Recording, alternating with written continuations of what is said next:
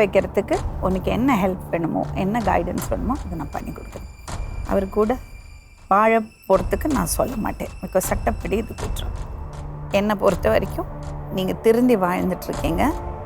நீங்கள் இன்னொரு உங்களுக்கு ஏற்ற மாதிரி உங்களை பிடிக்கிற, உங்களுக்கு பிடிச்ச மாதிரி ஒரு பொண்ணை பார்த்து கல்யாணம் பண்ணி நீங்கள் வாழ்க்கையை மறுபடியும் ஆரம்பிங்க. தப்பான வழியில் போகாதீங்க.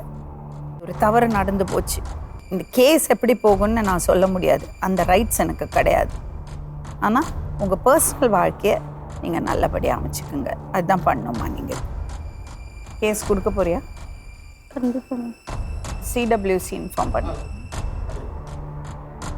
இவர் அவராக உட்காந்து அவரே அவரை நடந்த குற்றத்தை வெளியே கொண்டு வந்துட்டார். ஆனால் இதே மாதிரி குற்றங்கள் நிறைய நடக்கிறது, இதே விஷயம் நிறைய நடக்கிறது. ஆனால் நடைமுறை வாழ்க்கை ப்ராக்டிக்கலாக அப்படி போயிட்டோம், கல்யாணம் பண்ணிட்டாங்க, ஒன்றா வாழ்ந்துட்டாங்க, போயிட்டோம்னு விடுறது இருக்குது. ரொம்ப தவறான விஷயம். மன ரீதியாகவும் உடல் ரீதியாகவும் இந்த பக்குவம் இல்லாததுனால தான் 18 வயசு வரை கல்யாணம் பண்ணக்கூடாதுன்னு சொல்லுறது.